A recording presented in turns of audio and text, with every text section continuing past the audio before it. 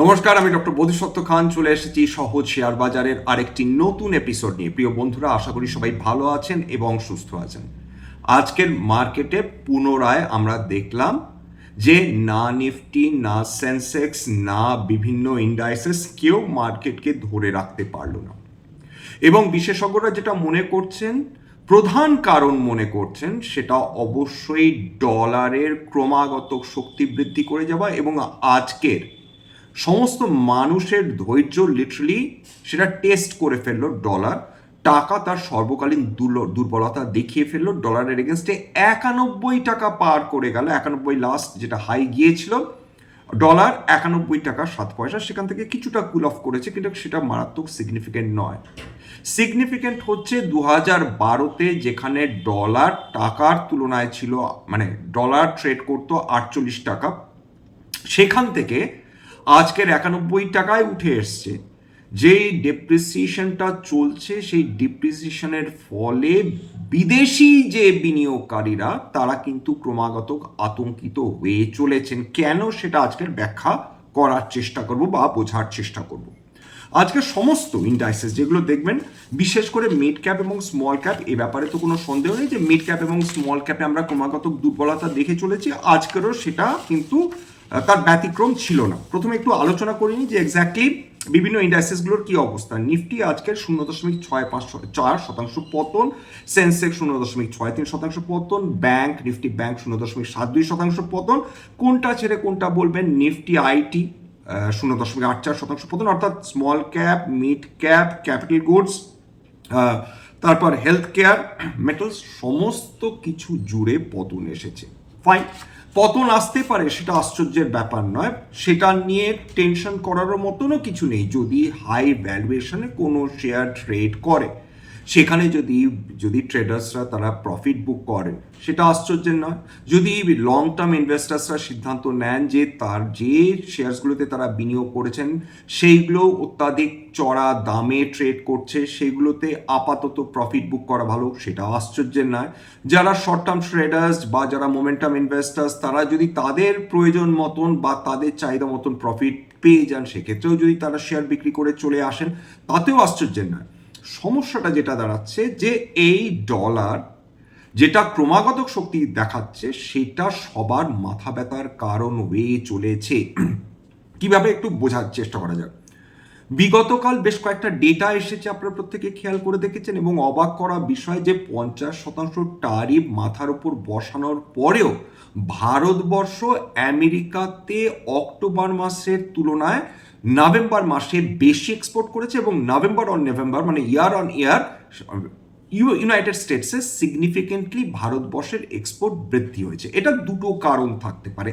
এক, যারা ভারতবর্ষের মাল নিচ্ছে, অর্থাৎ ওখানকার আমেরিকার যারা ব্যবসায়ী, তারা কিছুটা বলেছে আমরা কিছুটা ছাড় দিচ্ছি, বা ভারতীয় কোম্পানি যারা এক্সপোর্ট করছে আমেরিকাতে, তাদের তরফ থেকে কিছুটা ছাড় তারাও ছাড় দিয়েছে।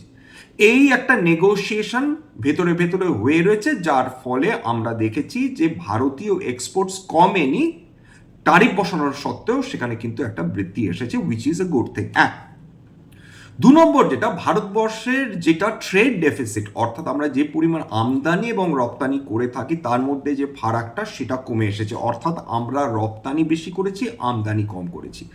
এতেও আশ্চর্যের কিছু নেই। কেন? কারণ অক্টোবর মাসে ছিল মূলত ফেস্টিভ্যাল, আমাদের দুর্গাপূজা, কালী পূজা যাই বলুন না কেন, এবং সেই সময়কালে আমরা যেটা দেখেছি যে মানুষ বিপুল পরিমাণ সোনা কিনেছেন, কনজামশন করেছেন, বিভিন্ন জায়গায় ঘুরে বেরিয়েছেন, তারপরে ক্রুড অয়েল এবং সোনা ইম্পোর্ট বেশি হয়েছিল।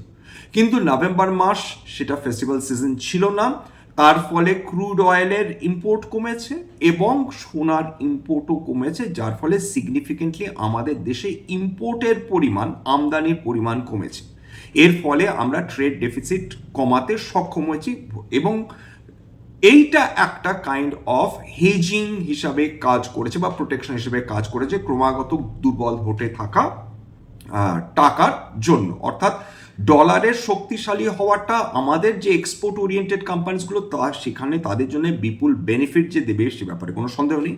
কিন্তু আমরা যে আমদানি করা যে কোম্পানিগুলো বিদেশ থেকে মাল আমদানি করে নিয়ে আসে এবং যার ফলে আমরা কনজাম্পশন করি, সেইগুলোর কিন্তু দাম ক্রমাগত বৃদ্ধি হওয়ার সম্ভাবনা বেড়ে চলেছে। সেটা আমাদের টেনশনের কারণ যখনই আমদানি অনেক বেশি খরচ সাপেক্ষ হয়ে উঠবে, সেক্ষেত্রে সবচেয়ে বেশি আমদানি সোনা এবং ক্রুড অয়েল হয়। সুতরাং সোনার দামও বৃদ্ধি পাবে ডলার শক্তিশালী হলে, আবার মানে টাকার নিরিখে। আবার ক্রুড অয়েলের দামও শক্তিশালী হবে ডলার শক্তিশালী হওয়ার ক্ষেত্রে। সুতরাং ডলার যখনই শক্তিশালী হবে, ক্রুড অয়েলের জন্য আমাদের বেশি টাকা দিতে হবে, সোনার জন্য আমাদের বেশি টাকা দিতে হবে, যে দুটো প্রোডাক্ট আমরা সবচেয়ে বেশি আমদানি করে থাকি। এইবার চলে আসি হচ্ছে যে কম্পিটিটিভনেস, ডলার শক্তিশালী হলে আমাদের এক্সপোর্ট ওরিয়েন্টেড কোম্পানিগুলো, এক্সপোর্ট মুখী যে কোম্পানিগুলো রয়েছে, সেগুলো নিঃসন্দেহে বেনিফিটেড হবে, সেগুলো অনেক বেশি কম্পিটিটিভ হবে। সেইটা যেরকম চরম সত্য, কিন্তু আমাদের দুর্বলতা ভারতের অর্থনীতির যে এই ডলার শক্তিশালী হওয়া এবং টাকার দুর্বলতা, এটা কিন্তু ভারতীয় অর্থনীতিকে লং টার্মের জন্য ক্ষতিগ্রস্ত করতে পারে এবং নিয়মিতভাবে করে চলেছে যুগের পর যুগ, যতক্ষণ না আমরা কারেন্ট অ্যাকাউন্ট সারপ্লাস দেশ হব। যেদিন থেকে আমরা রপ্তানি বেশি করব, আমদানি কম করব, সেদিন যত খুশি টাকা সেটা নিচে নামুক, তখন আমাদের ক্ষেত্রে সেটা উপকারী সাব্যস্ত হবে। কারণ ডলার, সেক্ষেত্রে আমরা যদি বেশি রপ্তানি করি, ডলার যদি শক্তিশালী হয়, সেক্ষেত্রে আমাদের অনেক বেশি লাভবান হওয়ার সম্ভাবনা রয়েছে। এইবার চলে আসি এই যে টাকা যে ক্রমাগত তার শক্তি হারাচ্ছে, ডলার যে ক্রমাগত তার শক্তি বৃদ্ধি করছে, ক্ষতি কাদের হচ্ছে? ক্ষতি আমাদের হচ্ছে আরেকভাবে। এই যে ফরেন ইনস্টিটিউশনাল ইনভেস্টার্সরা এতদিন ধরে বলে চলেছে না ফরেন ইনস্টিটিউশনাল ইনভেস্টার্সরা বিদেশে বিভিন্ন দেশে অপরচুনিটিস পাচ্ছে তাই চলে যাচ্ছে, সত্যি ঘটনা। যখন জাপান বলুন, কোরিয়া বলুন, চীন বলুন, আমেরিকা বলুন, যেখানে যখন যেমন সুযোগ পেয়েছে, তারা আমাদের দেশেই বিগত সেপ্টেম্বর মাস থেকে শেয়ার বিক্রি করে চলে গেছে।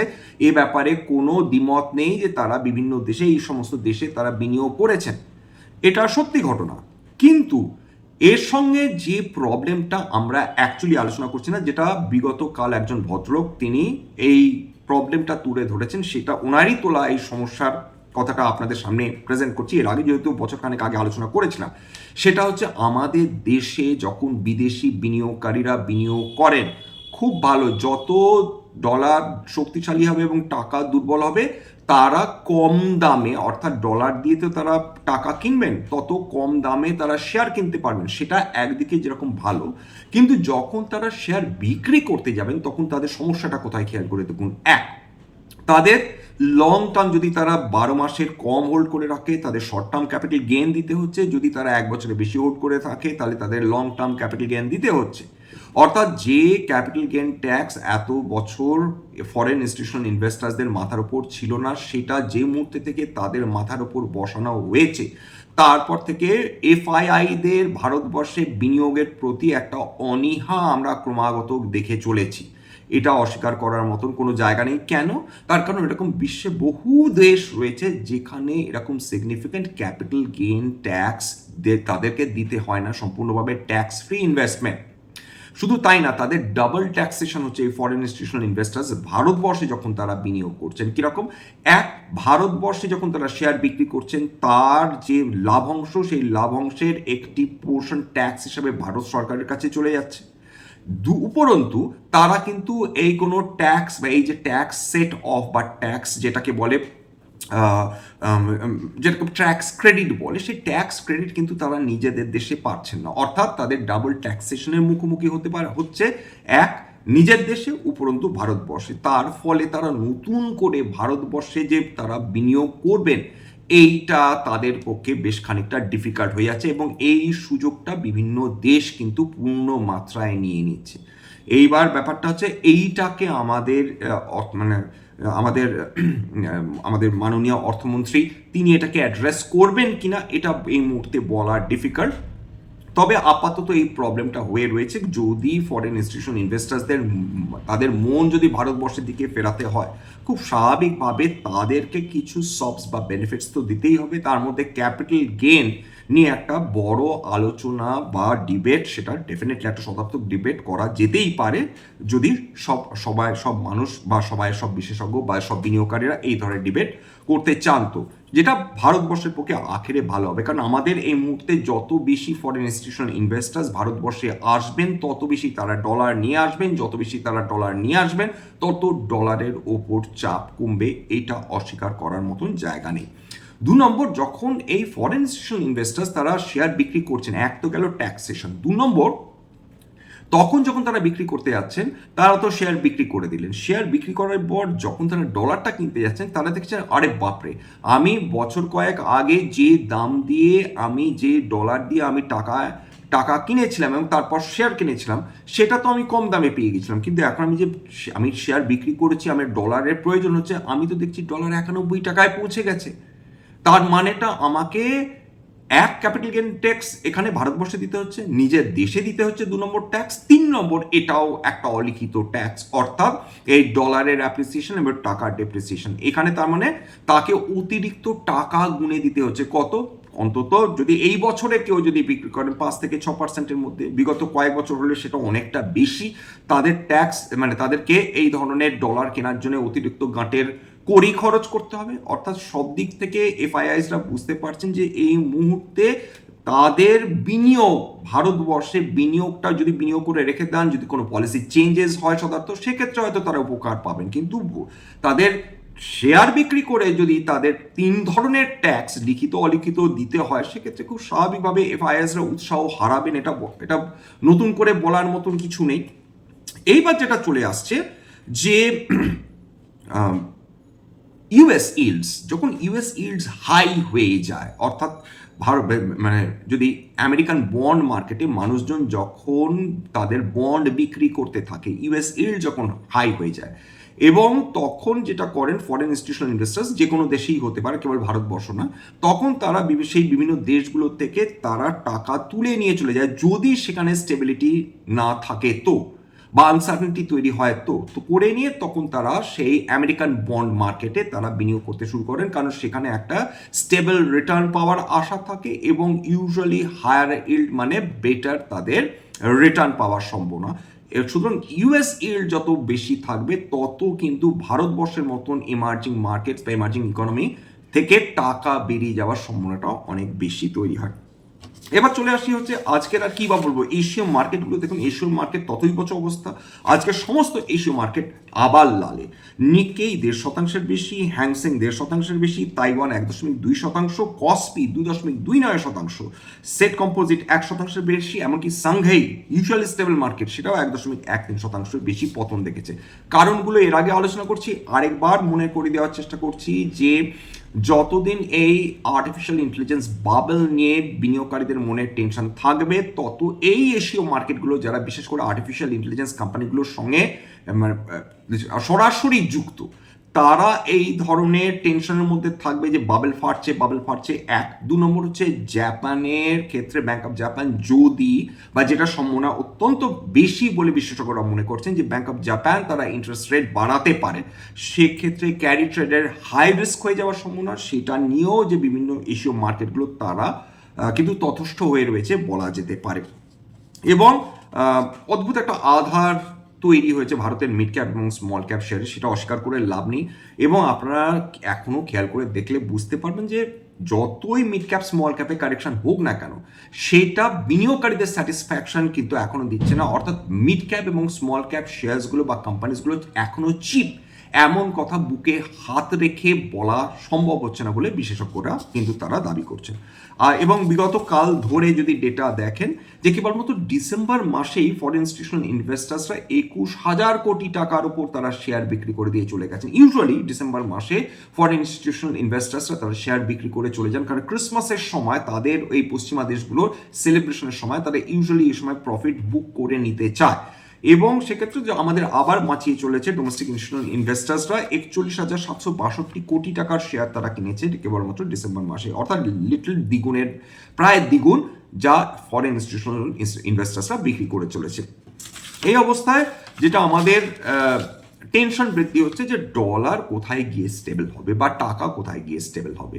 2 নম্বর হচ্ছে ফরেন ইনস্টিটিউশনাল ইনভেস্টার্সরা যে হারে শেয়ার বিক্রি করে চলে যাচ্ছেন, তাদের মনে হচ্ছে না যে তাদের এই মুহূর্তে এমন মুডে তারা রয়েছেন যে তারা পুনরায় ফিরে আসবেন। ফরেন ডিরেক্ট ইনভেস্টমেন্টের কথা কিন্তু আমি বলছি না। ফরেন ডিরেক্ট ইনভেস্টমেন্ট এই তারা সুখের পায়রা নয়, তারা কয়েক মাস, 1 বছর, 2 বছর, 3 বছরের জন্য বিনিয়োগ করে না, তারা বিনিয়োগ করে যুগের পর যুগে জন্য, ব্যবসা উন্নতি করার জন্য, বিল্ডিং তৈরি করেন, বিভিন্ন ধরনের কনস্ট্রাকশনস করেন, কারখানা তৈরি করেন, গাড়ি বাড়ি সমস্ত করেন, এমপ্লয়মেন্ট জেনারেট করেন ফরেন ডিরেক্ট ইনভেস্টমেন্ট। সুতরাং ফরেন পোর্টফোলিও ইনভেস্টমেন্টের সঙ্গে দয়া করে ফরেন ডিরেক্ট ইনভেস্টমেন্ট গোলাবেন না। এইটুকুনি বলা, আজকে এখানেই শেষ করব।